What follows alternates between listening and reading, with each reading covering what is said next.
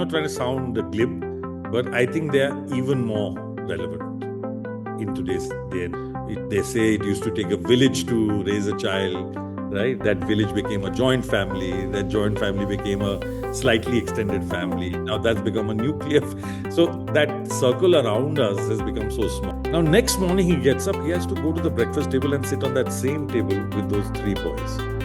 How does he negotiate that? There's no mummy to turn around to. I don't want to go to school today.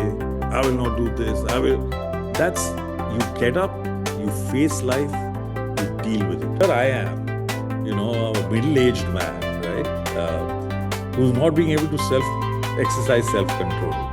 And these guys are natives of social media. So they were born at a time when social media had already started.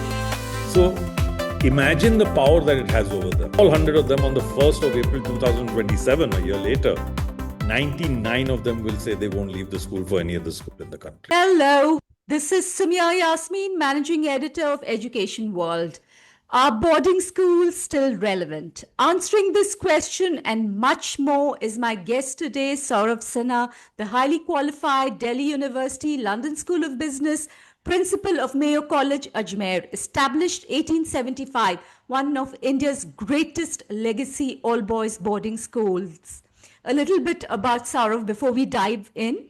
A former top corporate executive who acquired a wealth of business management and administration experience in banking, healthcare, and digital marketing in London and Europe and Singapore. Saurav returned to India to establish the digital business of the Walt Disney Company, India, in 2008, before switching tracks to teach English and economics in top-ranked schools, including Welham Boys, Pathways World School, Gurgaon, and as Director, Pastoral Affairs and Boarding at the newly established Harrow International School, Bangalore, before being appointed Principal of Mayo in 2024. Saurav, welcome. It's a pleasure to have you with us today.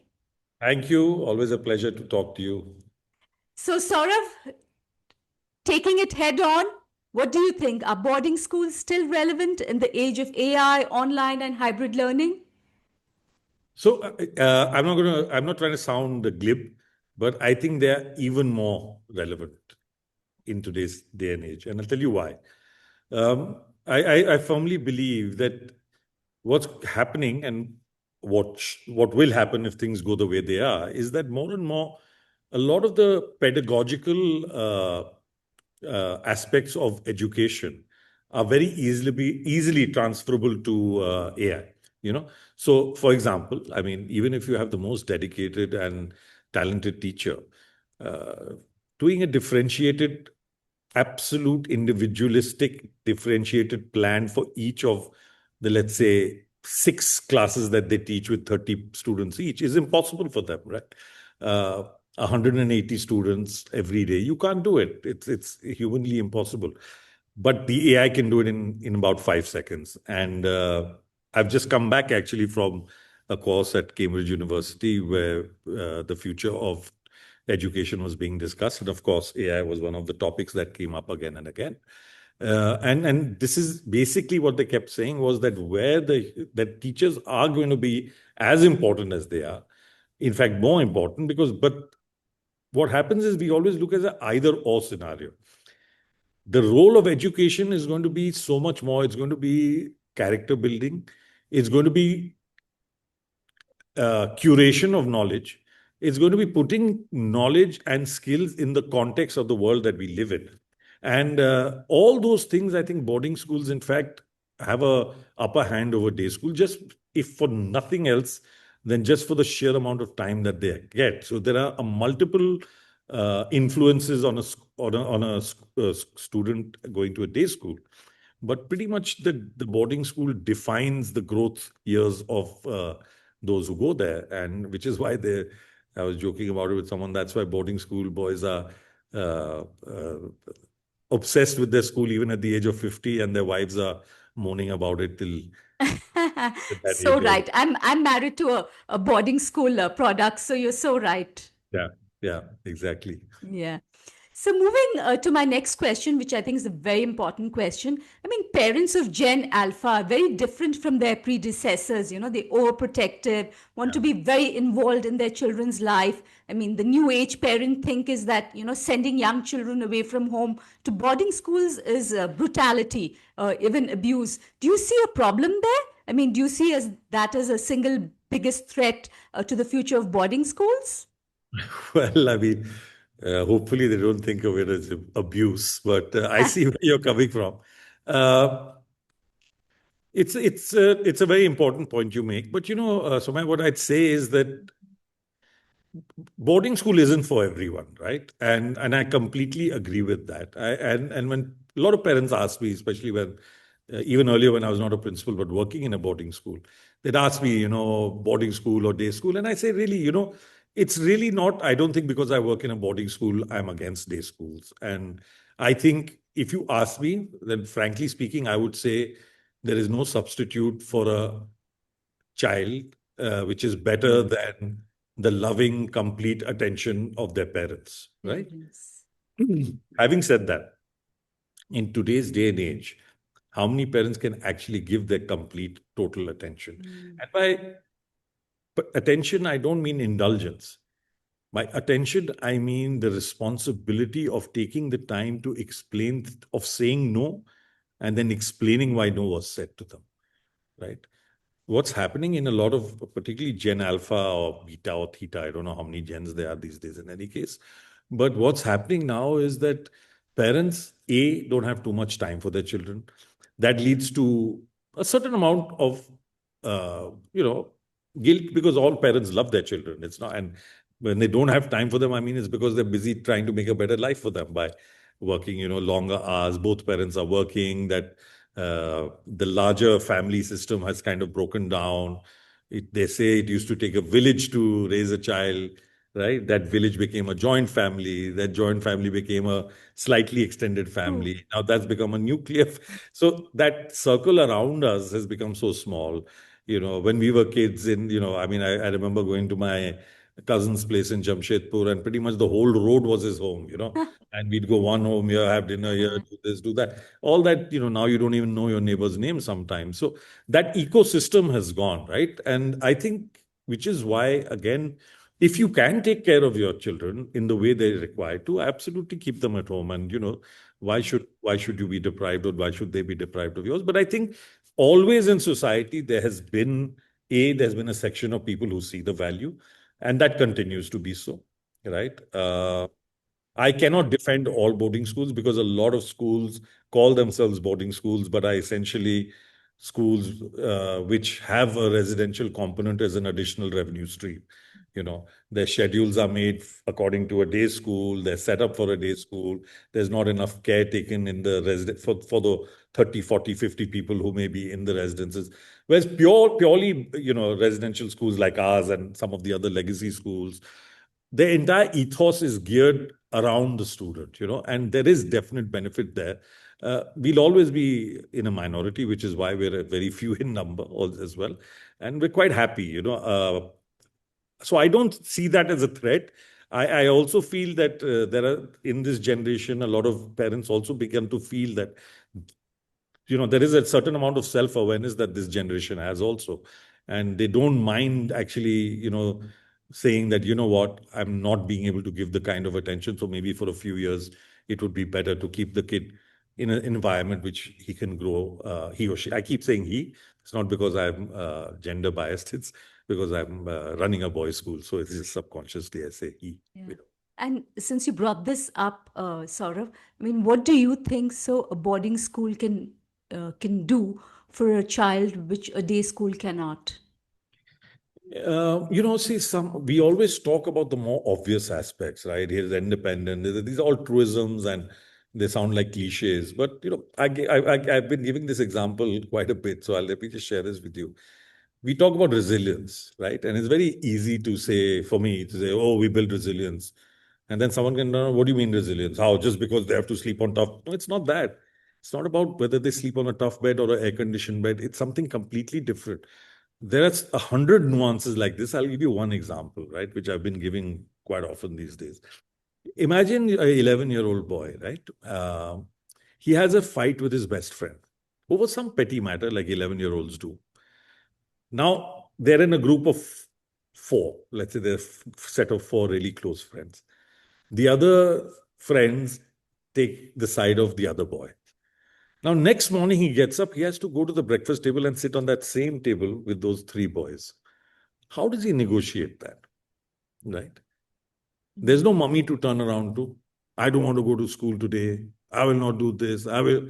That's you get up, you face life, you deal with it. It's tough.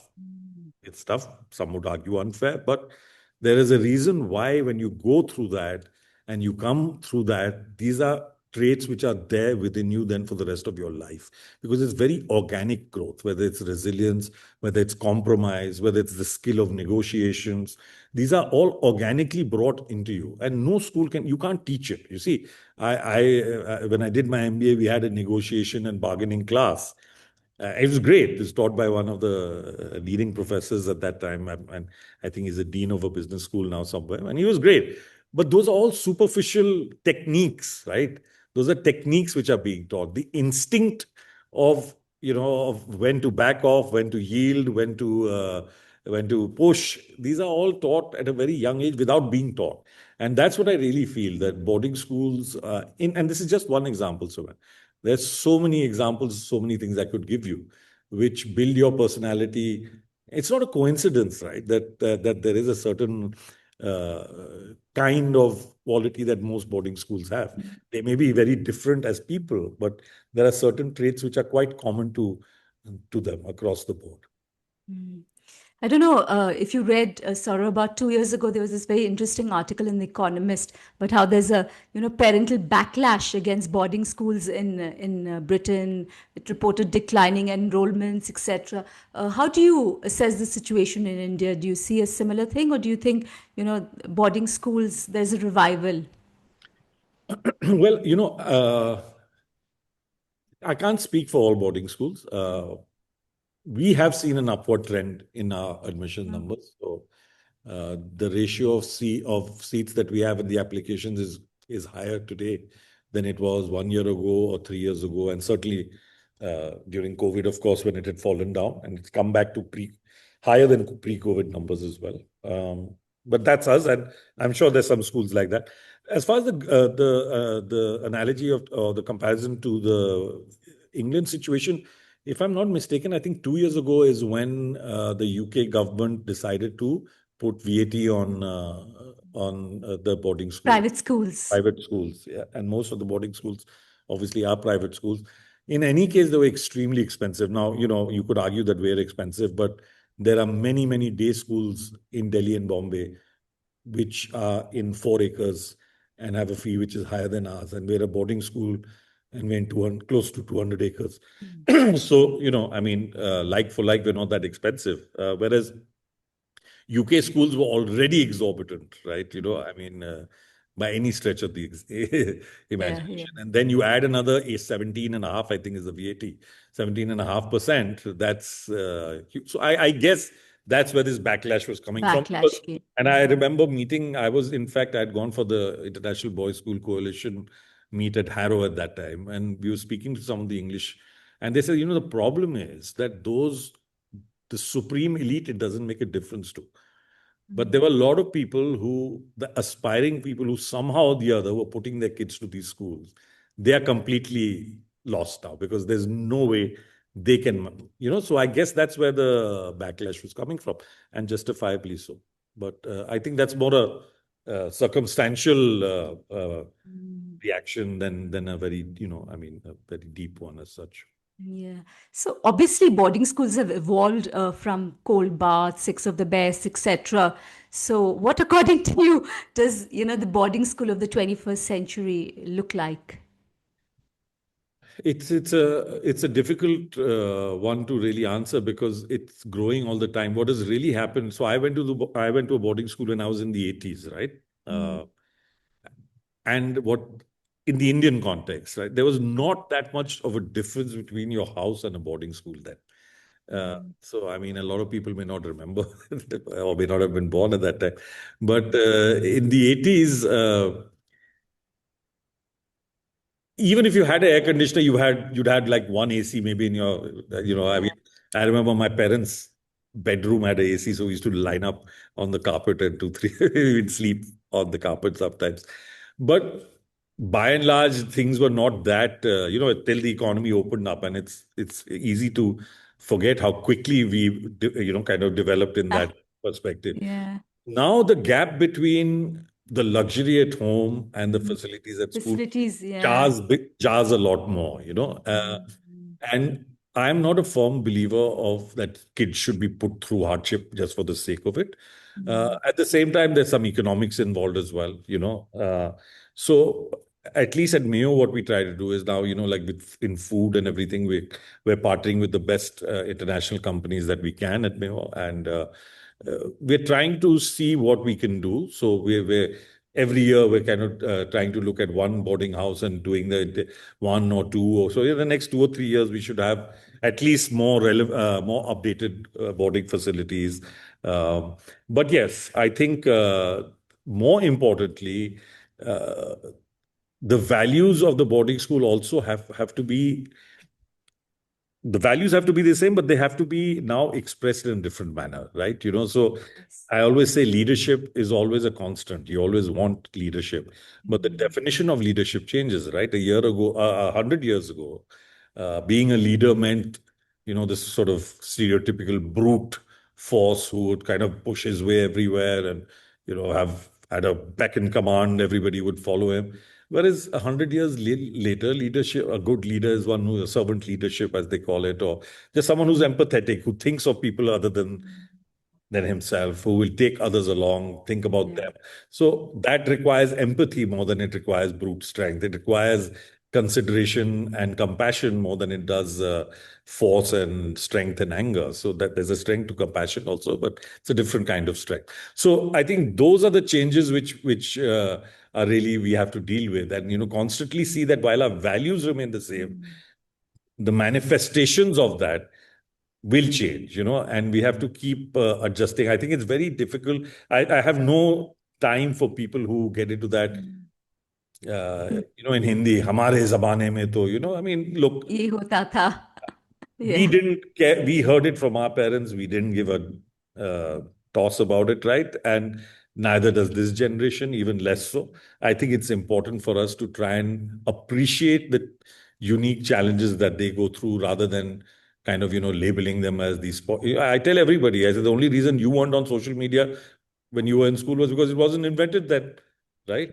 Given half of opportunity, this is what you would have been doing. So let's not judge them. Of course, we have to stop them from doing certain things for their own protection, but without sort of chastising them or Yeah. labeling them, in the process. I think that's an important thing. Yeah. So following up on what you were talking about, the changes. So how has Mayo, I mean, like I said earlier, it's one of India's oldest legacy boarding school, all boys boarding school. So how has Mayo evolved and adapted, to the changing education landscape, social landscape, economic landscape, and especially, there's an onslaught, as you know, of competition from international schools in Yeah. India right now, and the upper middle class, the elite, which typically is your target audience, also would now prefer international schools. So how have you changed, your model a bit, if you have? So I'll answer that in two parts. The first part, I mean, I think in terms of what are we, what is our response to this whole rapid modernization and stuff? I think uh, we're very fortunate to have a board which is progressive. All of them are old boys themselves, so there is a Okay. very deep-rooted love for the institution, and all of them they give their time. So we have a structured committee system within the board, and there's a lot of dialogue.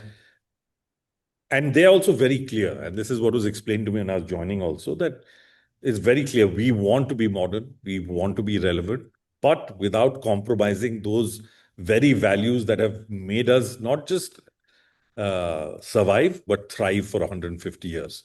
And the leadership is one of those examples I gave. So we try and we do these exercises of what are the values that we have and what are the ways in which we need to preserve them? What are the modern manifestation or the modern expression of that particular value?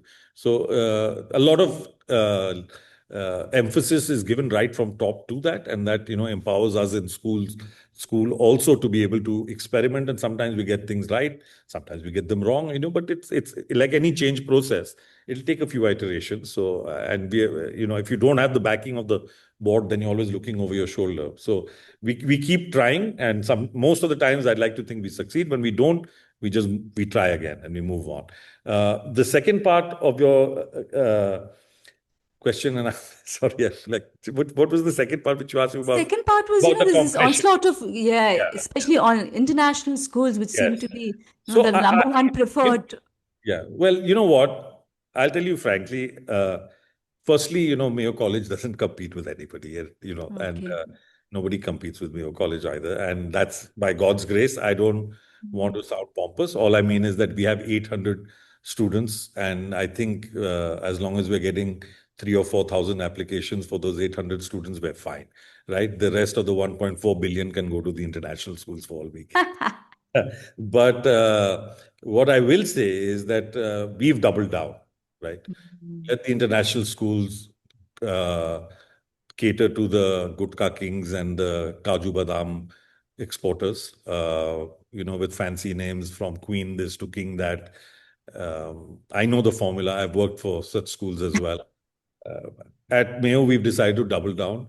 I think it's high time that leaders in education, and I won't take the names, but I know a couple of other schools of our ilk, which I respect a lot as well. It's time we double down and we became more Indian than ever.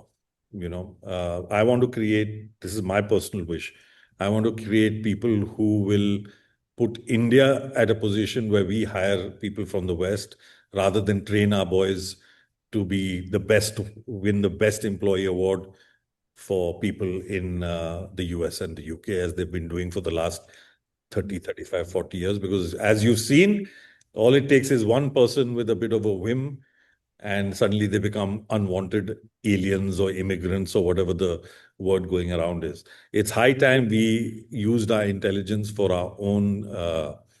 And when I say national pride, I do not mean in any way disrespecting any culture. What I mean is to take the best of the culture, and there are lots of. I've spent half my life abroad and half my life in India. There are many, many things which are worth emulating, worth being inspired by, and that's what I want our boys to do. I want our boys to take the best from those societies, but at the same time, be proud of the fact that there's a lot from our culture also that we can give. Yeah. And then change. There's a lot of change required in our country. And this is what I think the leaders of our country have to come and lead here, not lead abroad. So let the king, queen schools send their uh, multi-billionaire children to the West. We're going to build the leaders of India for tomorrow. Great.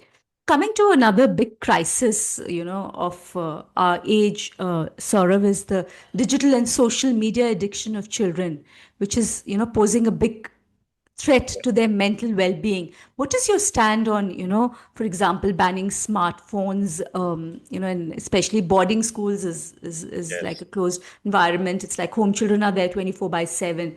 So what is your own policy on that, and what are your own thoughts on that?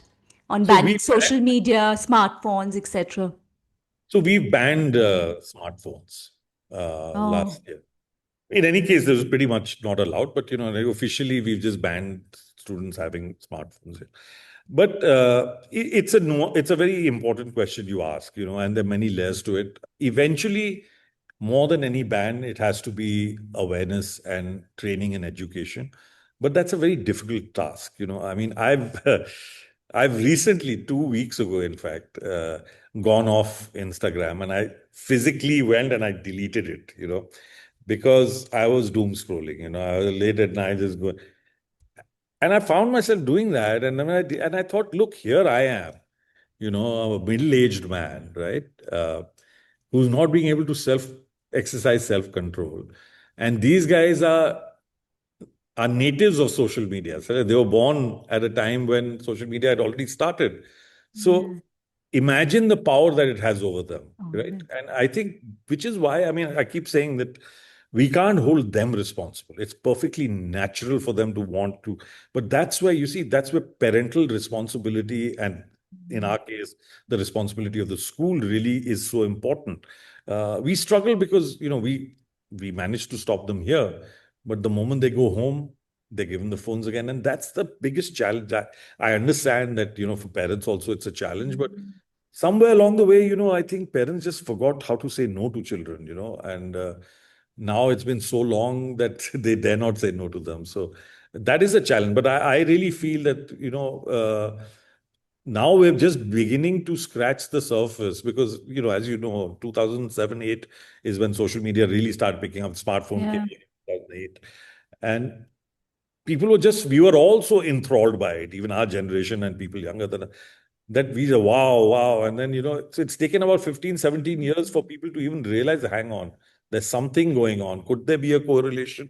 Now you have all these top universities doing research. And I think I'm pretty confident that as more and more research goes, the evidence is going to be even more increase. I mean, it'll be increasingly damaging of the effects of these on children in their social behavior in the years to come.